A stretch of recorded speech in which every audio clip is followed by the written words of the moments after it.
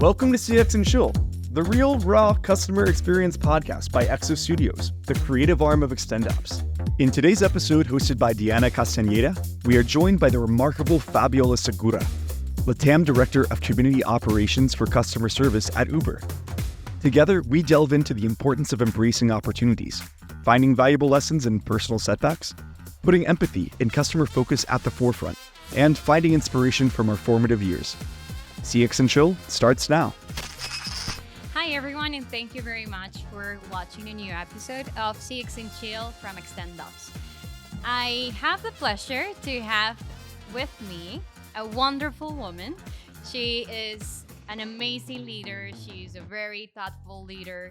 She is more than a leader, I will say, like that person that you can go and trust and at the same time have fun with.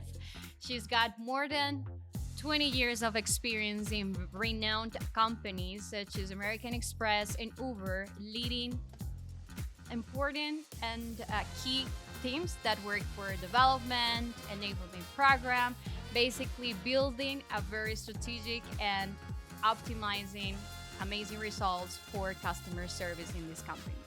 Now, she is based in Mexico. She's a Latin woman, and I would like herself to introduce herself and tell us a little bit more about her. So please welcome Fabiola. Thank you very much. Thank you for having me here. It is really, really a pleasure. And thank you for the nice introduction. I was not expecting the fun leader, but thank you very much. That's because what we're gonna share in this podcast. Not everybody knows this. I know. Now, thank you very much. As you mentioned, it's a long journey in my professional career. But as I always mention, I am young, so don't be scared.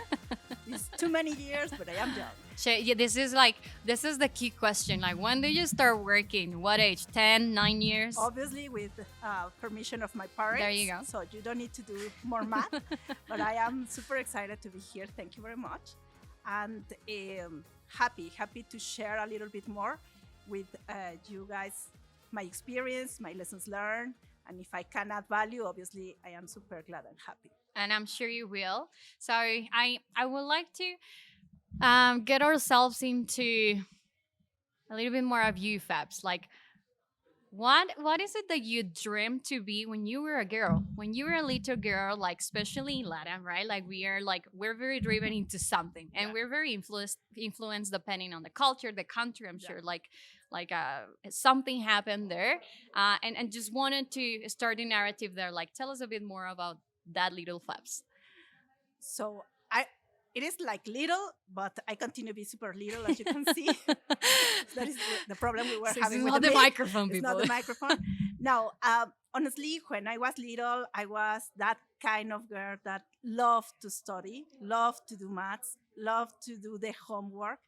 My mom says she never struggles with me, compared with my brother, for example. Are you the eldest one? No. Oh. I am the younger one. I am the little one. So this is a success story too. People take note. yeah, totally. So I always wanted to study a lot. And one of my dreams was to be really working in a big company as an executive. I need to be super transparent on this one.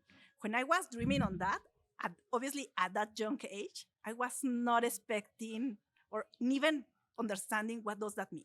Just I wanted to be I want to wear high heels. I want to be there I like want the TV. To use high heels. Not anymore. In these new technology companies, you don't need to use high heels. But for so many years, I did. And I was expecting that. So for me, coming from a family that is not wealth family, I was super dedicated and understanding that it is going to be based more on my effort. And what does that mean? Because I was not expecting that someone was giving me that role just because my last name or just because I knew someone. So I think that was my aspiration at that time. Like, how can I become that person that is going to be working in a very big company as an executive? And here you are.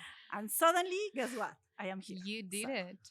Amazing. And then it's like, so I ask you, why is it that, like, how do you dream or you saw yourself when you were a little girl? Because I would like to know, like, what is it that in your journey was very impactful and representative to you, so you could become who you are today? Yeah. For me, it's more like the examples that I was seeing with my parents. My parents came from a very poor families, but they did a tremendous effort to grow, to work. I see my dad was working in banking from all his life. Oh, So thanks for that, because obviously that helps me to have a very nice education, etc.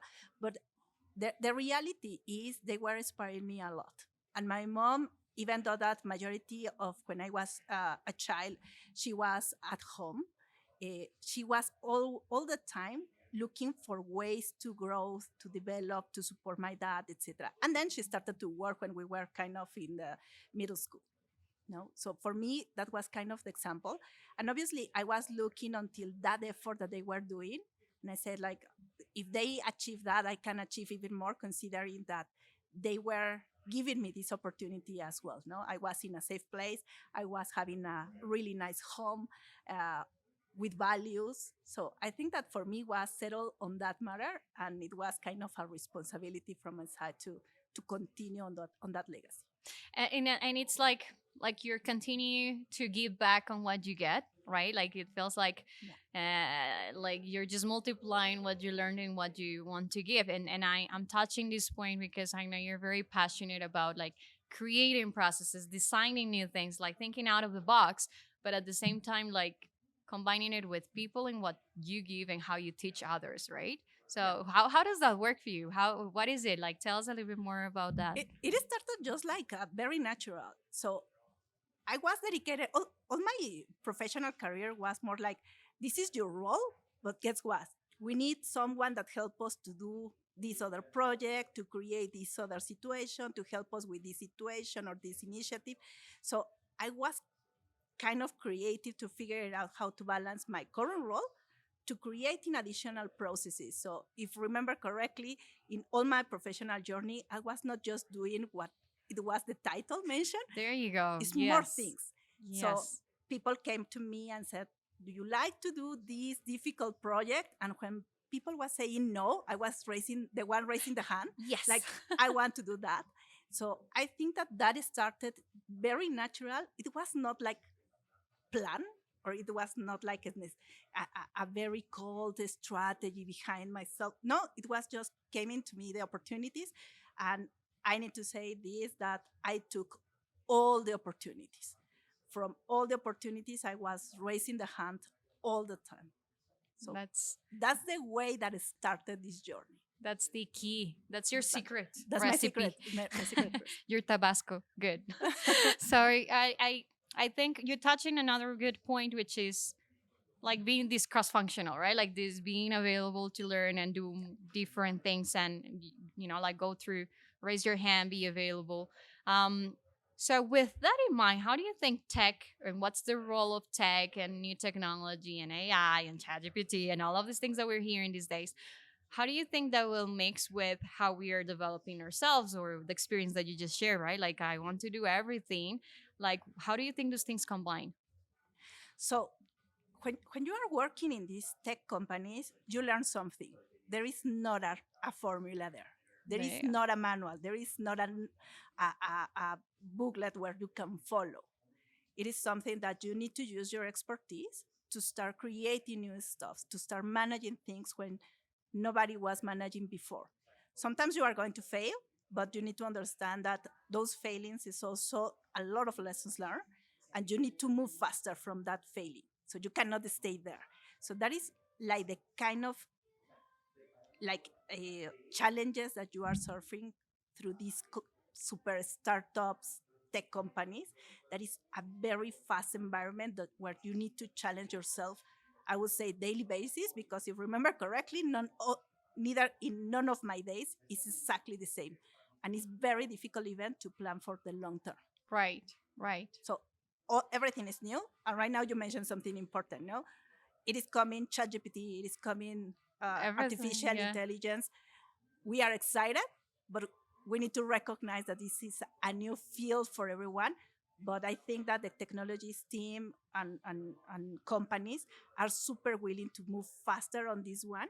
And it's because you are used to test a lot of things. Testing, right? Like just to verify, give it a try. As you said, like expect the unexpected. Totally. And you don't know what is going to be the outcome, to be honest. You try for the best, but sometimes you don't know how far you are going to arrive. Yeah, and you just gotta accept it. Like, why are we gonna struggle, or why are we gonna, like wrestle against that? If, like it's just here to help, but it depends on us, right?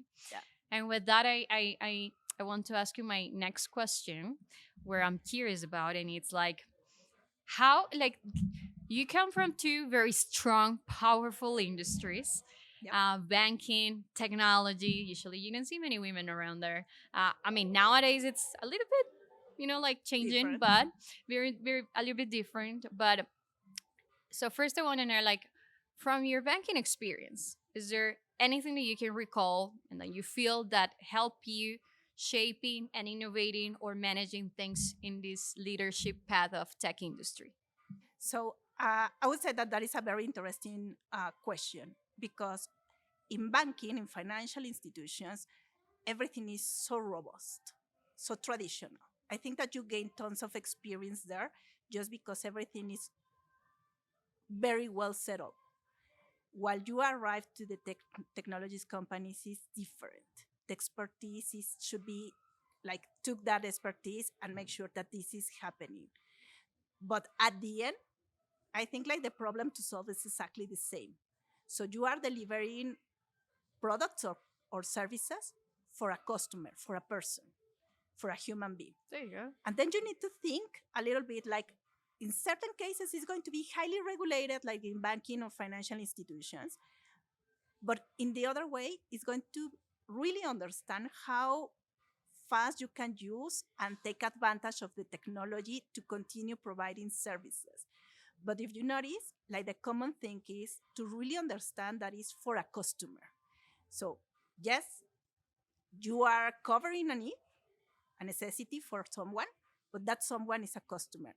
And if you work for that, for them, I think that is like the formula, because both industries are totally differently, and banking, financial institutions are more mature, for sure, in tons of dimensions. Super structured, highly regulated. Everything needs to happen accordingly to like, plan.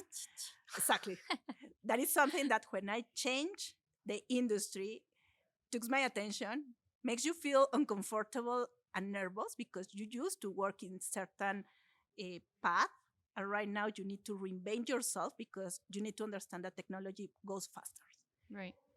But at the end, the problem is exactly the same, the customer.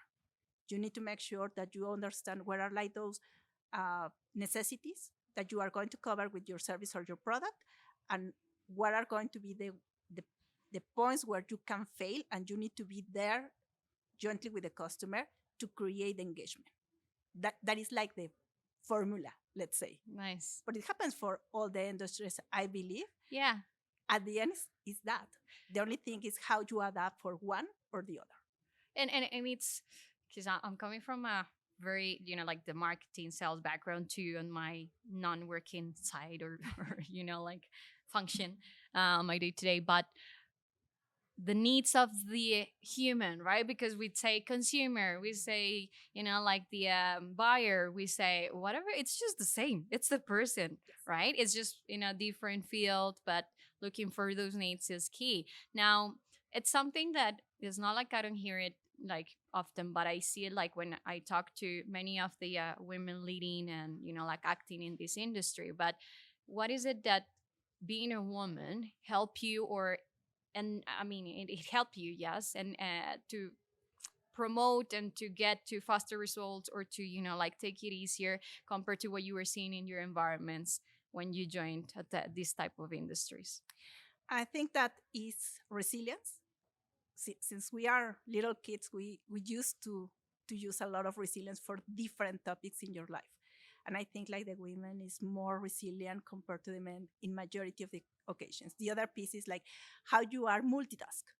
So we used to manage several activities at the same time, and that helps in this kind of industries, because the industry goes so fast. So you need to make sure that you took bold decisions. You cannot even sometimes hesitate. You need to take the decision right now because the time goes super faster and you cannot lose a business opportunity. So sometimes it's that. Some other is like, I think that we really care. We have this kind of empathy for others constantly, that we really care. And when you are designing processes for the customer, it's easier for you to get in touch of those kind of connections, like, no, but the sentiment behind this situation could be different. That doesn't mean that when we are speaking about like the talents or the skills that the men have, they are less than us. I think that it's just different, and both of us, we can complement very cool in a working environment. So and that word of empathy, right?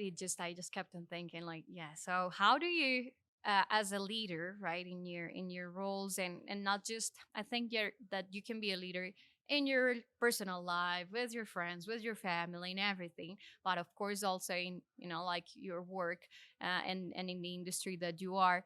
How do you embed like empathy and that experience, like vast experience that you have with customer service, with customer experience, with, yeah, UX, with AX, with content? How do you embed all of this in your leadership style?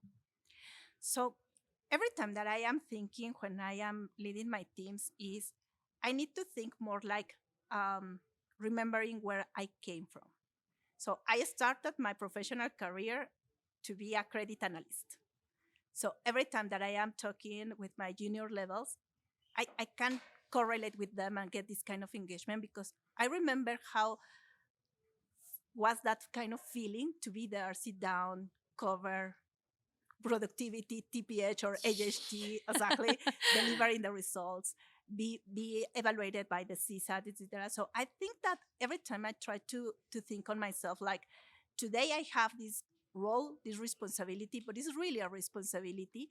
And then how you can create this empathy is more like thinking that once you were there, and you cannot forget that. That is one point. The other one is I need to say that I was super lucky to work with tons of amazing leaders, that they show me that sometimes you can be in the top of the pyramid, but that doesn't mean nothing. You need to be close to your team. You need to understand their problems. And it's exactly the same when you are talking with the customer. It's when you are talking with the customer centric, it's not just for the external customer. All your employees, all your stakeholders, all your peers also are customers. Right. So you need to treat them exactly the same to make sure that you are accordance with those values. Yeah. Because if not, doesn't feel kind of authentic. Right. So I think that using that kind of mindset helps me a lot to lead a team, to make sure that when I connecting with my direct reports or junior levels, I can really connect because I am speaking their languages. I really try to understand the problems, the situations, the challenges that they are having, and always understanding that they are also people. They are our employees, they are working for us as well, but in the other hand, they are human beings with problems as well. And sometimes all of us, we need and deserve to have support from anyone. Of course. And if I can provide that support, why not? No, that is why I am in this kind of leadership roles, to help to move the needle in the process, in the business, but also to make sure that you have an impact in the employees. And so I'm very like, I'm going back to everything that we experienced. I'm like, yeah, that's like, like usually, and especially for women in this industry, sometimes we just, like we have to be like side by side with men, and try to catch up on things that sometimes we feel like, oh, I need to improve this. I need to be better at this. I need to do that. But everything that you said, it's being done through all of the things where we're acting. And I just remember like everything that, like you were doing with teams, or that you do with helping others. It's something that is not just words. It's actually that you see it through actions, and then you see it through the impact, and you see it like, what is it that this person is leaving as a footprint, not just in the process, of course, in scaling like wonderfully as you clearly have done it, and also like in the teams, in reminding people that, hey, like here is it that you have a mentor, you have a leader, you have someone to get support on. And that's sometimes that can be tough too, right? Like how do you manage that when, for example, you see that your team or the process or the idea or the plan that you wanted to implement didn't go the right way? As expected. Yeah. Well, Yeah, I suspect. I think that you need to understand different things when you are understanding that something is not working properly. First of all, is because potentially the strategy that you design is not the right one. And you need to be able to recognize and be humble to say, guys, it's not your fault. We can do a better job. Sometimes it's more like, okay, what failed into the process that is a good idea, but you need to correct just part of the process. Or you believe that someone was prepared for that challenge and they were missing some skills. So you be in front of so many different circumstances that you need to be very awake to try to understand what was like the root cause when something was failing, and try to take advantage, lessons learned, and rebuild it again, and rebuild it very fast, and make sure that you have this conversation very open and transparent with your team to say, guys, we have a problem, or this person is not performing properly, how we can help them. If it is a technical skill, it is a soft skill. If it is something that potentially we didn't communicate properly the expectations that we were having, or we didn't communicate properly the time frame that we were expecting to deliver the result, or even we were assuming that that situation was solved for certain process and we were not aware of all the challenges and all the effort that requires to get to that specific point. So from my point of view is you need to be really close to your teams at all levels to really understand what is working, what is not working, or what is working good but could be working better, or what you really need to change the strategy or the direction. Or sometimes when I say to my teams, it's like, guys, stop that, let's back to the basics. We need to understand that the basics are not working, so preferably return to that mindset instead of trying to continue new things while you recognize that the basics are not working properly. Right. Right. But again, it's observe a lot and be super close with the people. Sometimes it's being perceived that when you are in these roles, you need to be just like in the shiny spaces, with all the committees, all the steering committee meetings. No, the reality is a balance. You need to be there, of course, because it's your responsibility as well to represent and to define strategies and to create new projects, big projects, work with the company on the North Star, etc. But on the other hand, it's also your responsibility to understand what is happening there in the daily basis in your operation. So it's a combination where you need to understand your role. It's more challenging. When I said to my people, when they ask me like, I would love to have your role, I say like, really? Are you sure? Are you sure? Yeah. Think twice, because seems that it's not just like being in this kind of situations, an interview, very nice, everything. No, we have moments as well that we need to be vulnerable, but also situations that are not like the happy path that everyone is thinking about, like to be a leader, no? Right. Because as humans also we have problems, personal situations. As humans also we fail, even though that you can have tons of experience, that doesn't guarantee that you are not going to fail. Yeah. And then your team is being impacted for that situation as well. So it's more like how you can balance both worlds, no? The world that you are working and designing a path and a strategy, the long term, and then making them that they are collaborating in the daily basis, and you provide the support. You be the person that is going to be there to remove the roadblocks that are there in their field in order that they are going to be successful as well. And how do you balance that emotional support, becoming vulnerable, with staying also fresh and like calm and like not heated, and then you're like not going the other way? How do you build that balance? So the way that I think this is, if I am in panic, then the rest of my organization is going to be in panic. So I always use this word, like in business, you need to have this cold blood. That doesn't mean that you don't have feelings. Obviously, we have feelings.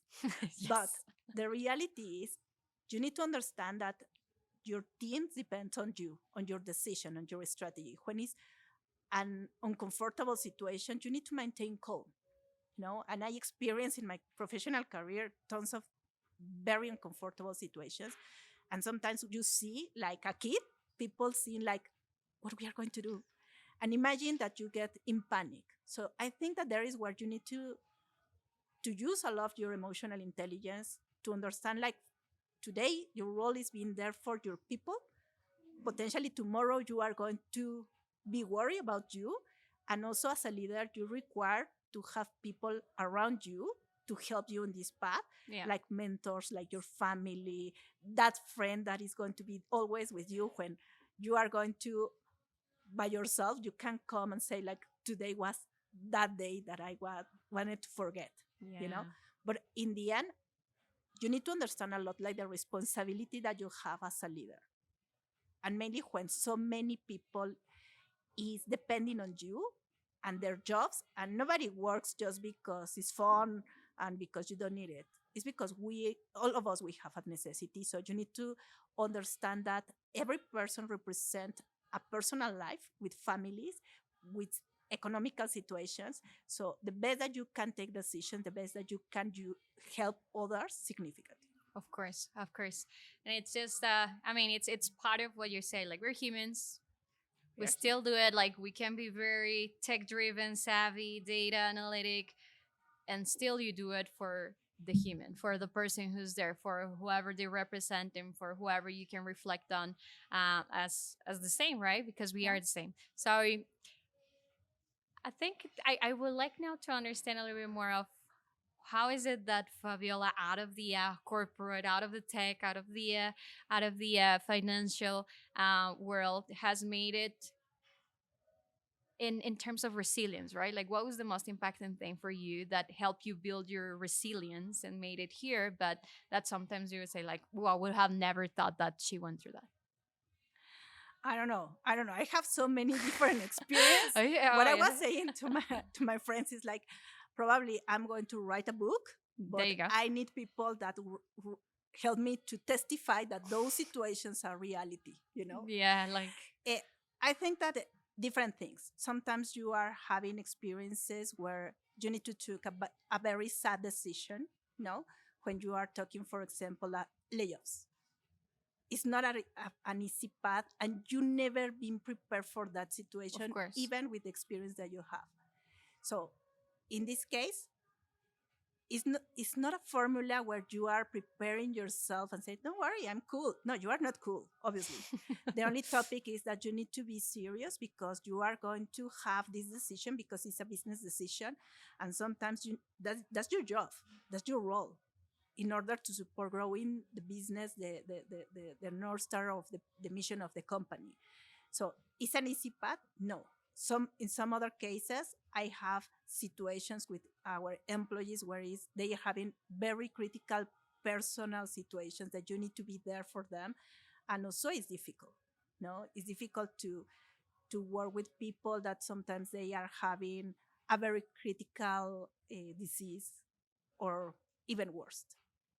And you need to take decisions there. So I don't think that you are going to be prepared never for those situations. I think that you gain experience, but never is going to be easier. For me, the way that is work is to be concentrated, try to be as much empathic as I can in that specific times. And then I know that I need to dedicate some time to me to recover myself, to be close to my people, to my mentors, and say like, I feel terrible about like the past weeks, months, days that you took those kind of situations, and you need to challenge those situations.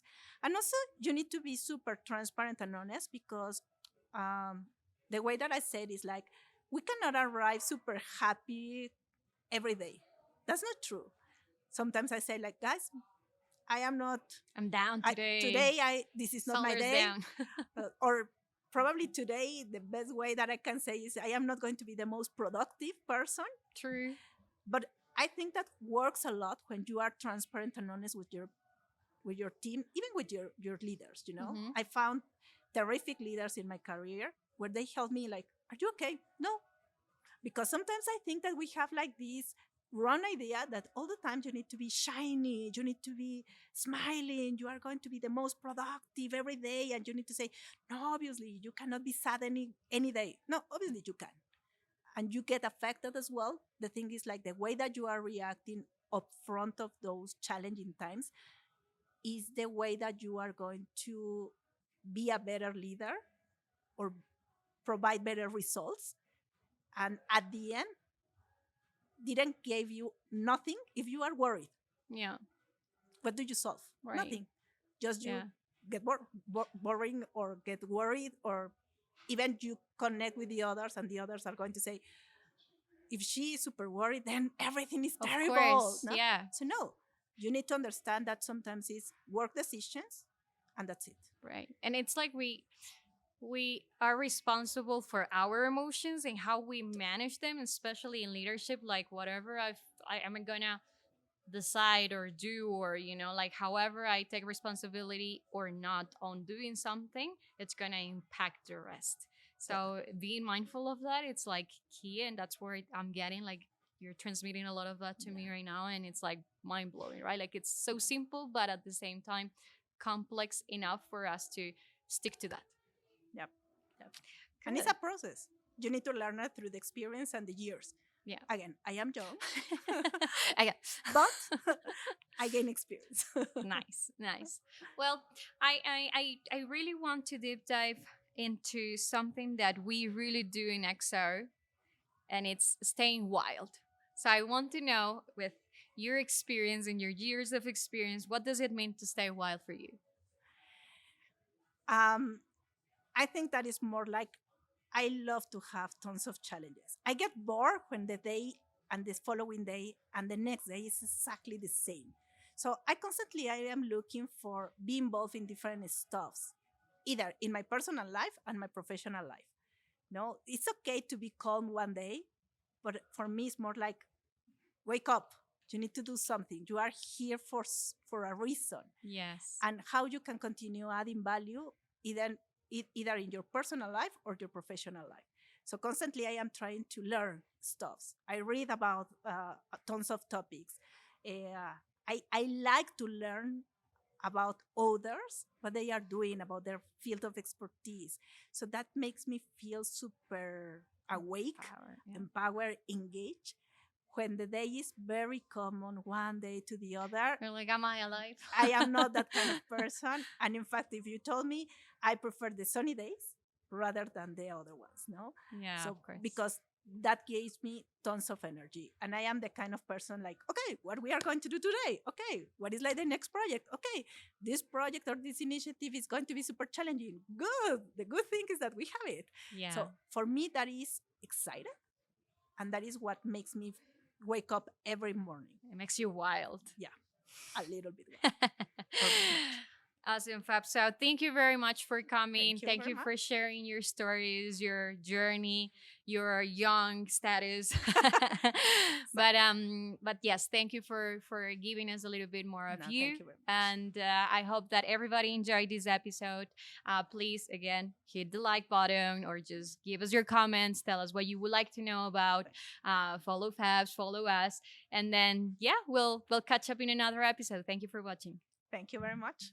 And that's our show. CX&Chill is a production of XO Studios, the creative marketing arm of XtendOps. With today's host, Diana Castañeda, executive producer Sean McCreary, producers David Spear, Clarissa Coronado, and Memo Davalos, editors and videographers Santiago Aguirre, Alfonso Ramirez, graphic support from Jordan Madrid, and social media guru Claudia Corona.